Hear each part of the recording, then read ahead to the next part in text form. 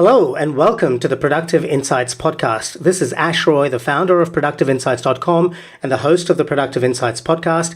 If you're watching this on YouTube, then you can access further YouTube videos just by heading over to youtube.com/Productive Insights.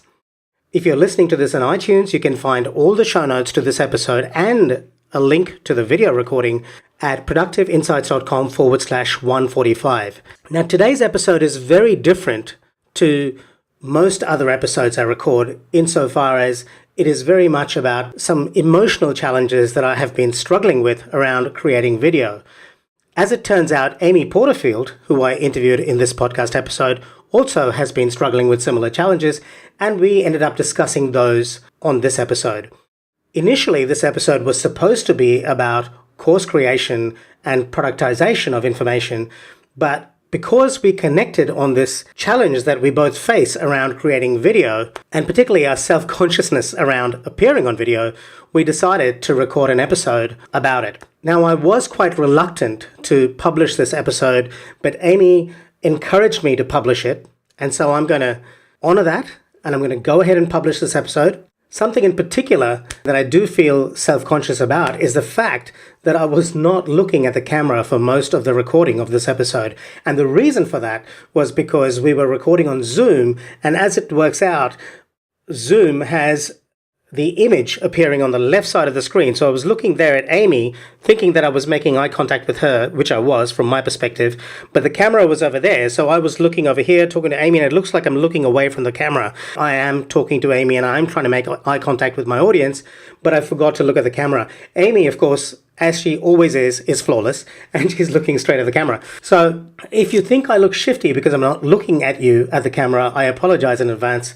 I hope that you find the content to be compelling enough to mitigate any shortcomings this video may present. And it will be interesting to see how this episode is received, given that it's not as businesslike as most of my other episodes have been. It is a little bit more emotional, if you like. However, I personally believe that mindset and emotions are probably the biggest factors that determine our success or lack thereof in business. And to that extent, this is very relevant. Now, this episode is being published in October 2017, and during the episode, I promised to respond to every comment for the next 6 months. So if you have any questions or any comments, please go ahead and leave a comment at productiveinsights.com/145, and I promise to respond to that comment and every single other comment for the next 6 months. Thanks for listening. I hope you find this useful. Now, without further ado, here's Amy Porterfield and I talking about the biggest challenges we face around video and what we are doing to overcome them. Hello, today's guest is an online marketing expert and educator and the host of a top-ranking podcast named Online Marketing Made Easy. She's worked with mega brands like Harley-Davidson Motorcycles and Peak Performance Coach, Tony Robbins, where she oversaw the content development team, and collaborated on groundbreaking online marketing campaigns. Through her best-selling marketing courses, thriving social media community, and her popular podcast, she inspires a grounded, tangible, and self-affirming sense of, wow, I can really do this for over 250,000 online entrepreneurs. She proves that moving away from step by step into action by action, even the newest online entrepreneurs can bypass overwhelm and self-doubt and move closer to building a life and business they love. I'm delighted to welcome Amy Porterfield from amyporterfield.com. Welcome, Amy. Well, thanks so much for having me. I am delighted to be here. It's an absolute honor to have you here. I've been wanting to have you on the show for a long time, and I am so grateful to have you on. So, Amy, we've been chatting a little bit before this podcast recording, and initially our plan was to talk about online courses, which we intend to do at some point in the future.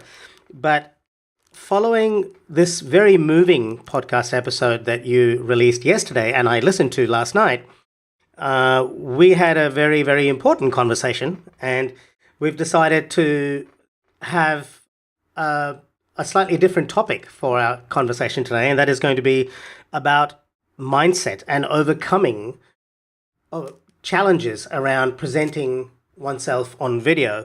Now, Amy, you and I both have had difficulty presenting on video for various reasons, and we're here to talk about how to use mindfulness and any other techniques that come up in this conversation to overcome the various challenges we face in business. Now, not being comfortable with being on video is just one of those challenges, but the ideas and principles can be applied to just about any challenges that one faces in business.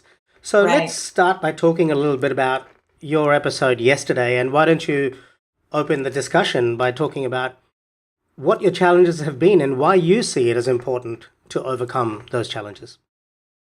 Okay, so it's still really difficult for me to talk about because it's so personal and quite honestly feels a little bit embarrassing. But basically, the episode I did was about why I truly hate video, meaning like the truth behind it. Because for so long, I do video a lot in my business, but I'm always telling my students, I don't really love technology. Video feels very scary to me sometimes. I feel awkward. And I would use all these other words. But the truth is, I never feel comfortable on video because of my weight. And I feel embarrassed by my weight. I've had times where I've been a lot thinner than I am now. So when I see myself on video, I just want to cringe. And I feel embarrassed and shameful, quite honestly. And so the reason I did the episode, I said this on the podcast, is for two reasons. One, I wanted to give a voice to that shame, and I didn't want to feel shameful, and I want to move past the embarrassment. And so I thought, if I just say it, it's almost like just vomit it out. Like, I am embarrassed about how I look. I think that it would take some of that sting away. At least I had hoped. I've done some kind of on a journey around this. So I've read a lot and talked to a lot of people about it. So that's the selfish reason why I did it. But the reason I also did it is I knew that my listeners struggle with the same kind of stuff. Maybe not weight, but we all have something that is holding us back, or it's something we worry about, or it just makes us feel really inadequate. And so one more thing I'll say about that, then we could talk even more about it, is that I even said on the episode, it's more than just my weight. That actually isn't the issue. The issue is that I have really high standards for myself, and I set these big expectations for what I should do in my business, how I should present my brand, and all that good stuff. And when things don't go as planned, I feel like a failure, and I feel inadequate and not worthy, and I beat myself up. And for me, what that looks like is I'm an emotional eater. So I'll turn to those cupcakes in a hot minute when things just don't feel right. And so that the not feeling enough, even when things aren't going well, is really the bigger issue. So my whole point was, I want to love myself no matter what. I want to accept myself no matter what. It's a journey, and I'm just starting out on it, but it's important to me. Right. Okay. Well, thank you for your candor and your honesty.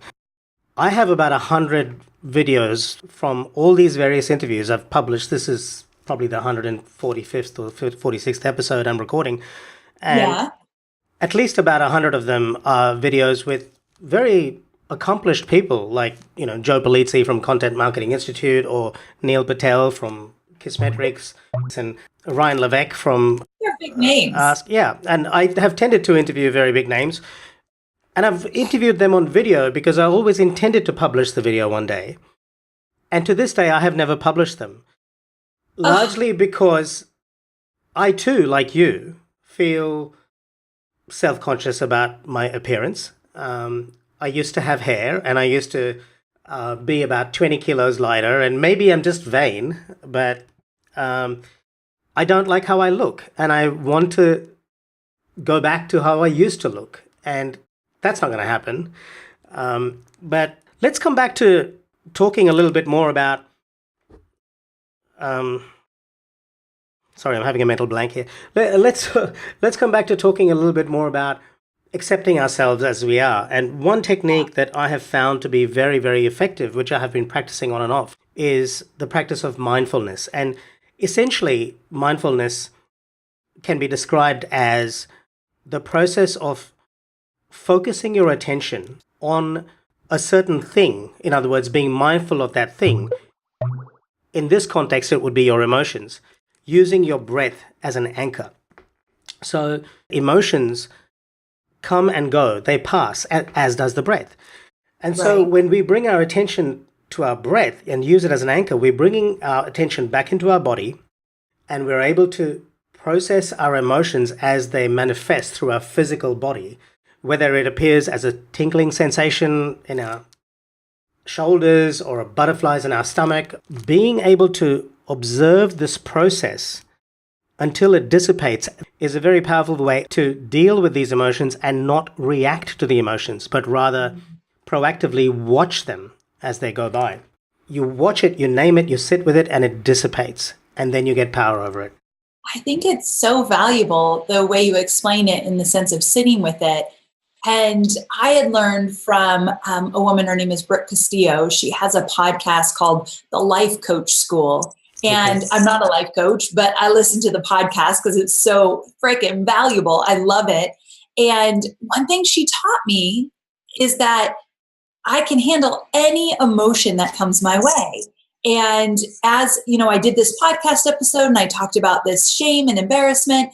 But one thing I think is so important for all of us to know, especially entrepreneurs as we're growing our business and doing what we're doing, that no matter what emotion comes your way, if you really do believe that you can sit with it, you can feel it, and you're not going to die over it, then it allows you to just accept it. And that's one thing that, as I said, I'm on this journey, I'm really working on. Doesn't work every day, but I remind myself of something, I feel it in my throat. When something's really, when I feel very anxious, I felt it this morning over something. I told my husband, I feel it right here. Right. And then I realized, wait a second, I can feel it and I'm not going to die over it. I'm not going to just be flat on the floor if I choose to just feel it. So I don't know, there's so much. Typically, I don't talk about emotions when I'm teaching my students how to be entrepreneurs, but it is a very big piece of the puzzle, this mindset thing, how we approach everything we do.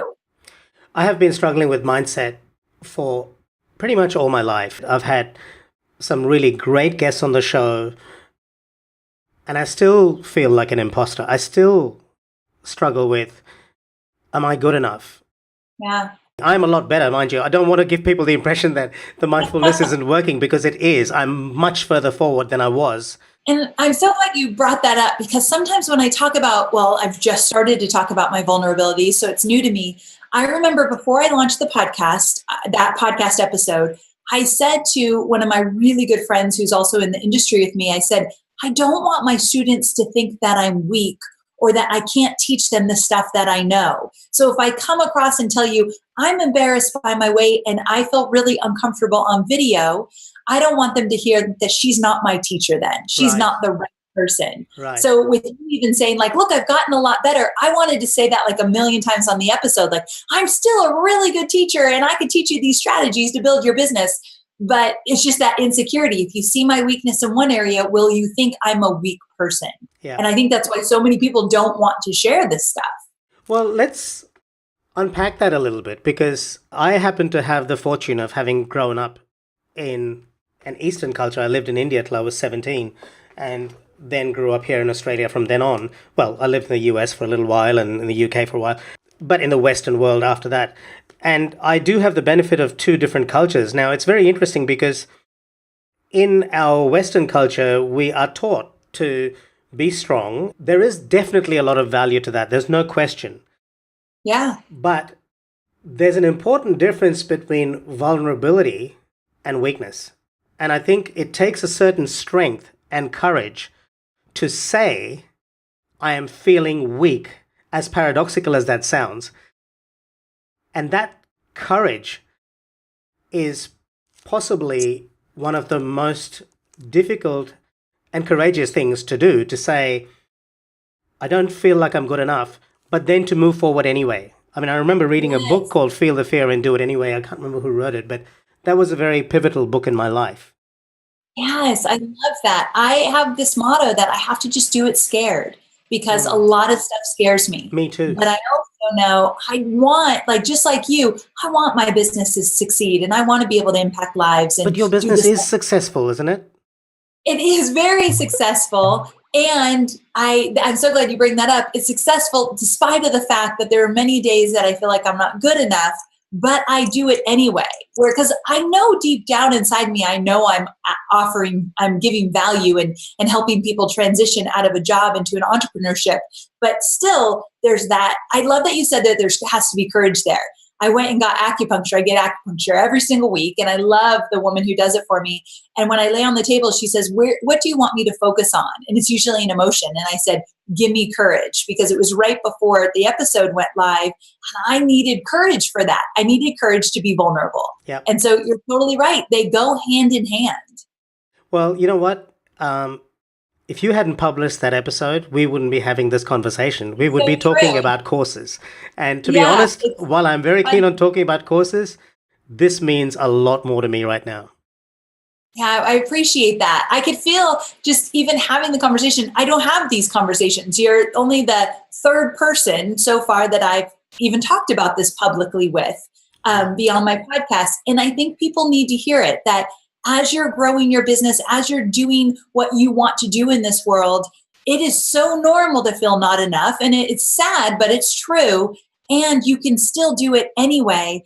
And I believe that people need to see you. It's not enough to type up a blog post, or it's not enough to put a stock image up on social media.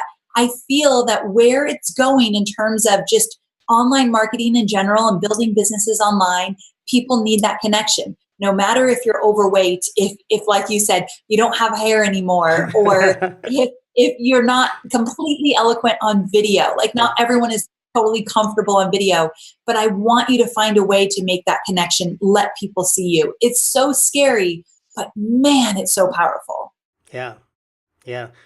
There's two things I want to say. And one of them is that while I think it's very important for us as online entrepreneurs to show up authentically, I have seen some people pretty much almost force themselves to cry on stage. And that puts me off. Yeah. I think it needs to be authentic. It needs to be who you really are. And if it's true for you, and I think most people will be able to tell, then great. You should be authentic and show up as yourself. But I do think, particularly if you're somebody who's trying to, build a brand, it's important to show up as yourself and show up in your own truth rather than trying to create something. One episode that I created, which I really loved, a dear friend of mine, her name is Julie McDonald, episode 128, we talked about how to build your brand in the media using authenticity. And that was a very powerful episode. I recommend, if you're listening to it, if you're listening to this, you might enjoy that. It's productiveinsights.com/128. So there was another thing I was going to talk about, and I've completely forgotten what it was. You reminded me of something. You think of that in the meantime, and I wanted to mention that you were talking about the importance of showing up and being authentic. And I've thought a lot about that word because I do think it's also a buzzword. We've been hearing it in social media for years now. And so I thought, well, what does that really mean? And there's two things for me. One, I want to be vulnerable and authentic and real, but I asked myself, was I? And I realized very rarely do I feel uncomfortable sharing anything. So I'm probably not opening up enough. I think once in a while, like my episode this week, you got to feel a little uncomfortable knowing that, okay, I am opening up a little bit. If you're totally comfortable all the time, you're probably not being super, super real. You can't only share the good stuff. But another thing is, I think it's important, and I don't know, not everyone will agree with me, and you might not either, but there's a fine line between just sharing the bad stuff with just to share it. Because sometimes if people see you as a leader, you're going to share this bad thing. I just say, like, you're just vomiting it up. And then what? What do people do with that? Now, in my episode, I didn't teach anything. I actually said, I'm going through this right now, so I can't give you tips and tricks to make it better. But what I can say is that I'm learning to show up even though I have these feelings. I feel like we at least need to look at who we're speaking to, what value can we offer. We might not be able to teach a lesson in the moment, but it can't just be share and walk away and be done with it. I feel like we have a responsibility to make something out of it. And I just feel like, I mean, not to sound so dramatic, it makes the world a better place. But I don't know, it's hard for me to put into words, but I think you got to be careful with how you share sometimes. I agree. And that was one of the reasons I've always tended to finish my episodes with action steps at the end to try and give the listener or the viewer in this case something to walk away with and to implement in their lives to make it real for them. As you say in your courses, make it real, which I Make love, it by the way. real. And so we'll go. That's a great segue to go into the action steps section. But there is one thing I wanted to mention. I did remember the other thing I was going to tell you, and it's actually quite funny and embarrassing too. Um, I used to be, as you know, very self-conscious about my hair loss and stuff. And there was a period of time when I used to go to this acupuncturist, and when you were talking about the acupuncturist, it reminded me of this. And I don't know, he had this technique, and maybe it was the placebo effect, I don't know, but it actually did work. He used to use a special kind of acupuncture to grow my hair back on my head. I love it. And he would he would use these electrodes, and it was some kind of, I don't know, I don't even know if it was just it was a bit dodgy, but it worked. And my hair was growing, but it was costing me like $90 a session. It was like three $90 sessions a week, and I was, probably vain That's back a then. lot. It's a lot of money. And so soon after that, I got married, and we were looking to buy a house, and my wife said, "Okay, this has got to go." And I'm like, "Dude, no!" No. And she was like, "Every single hair in your head is costing us a brick and a house. No, no more." I love it. So the sacrifices we make. You see, if I wasn't You married, see? I would have a full head of hair. Right? We're blaming it on your wife for the record. That's it. I hope she's not listening or watching, Yeah. but she probably will.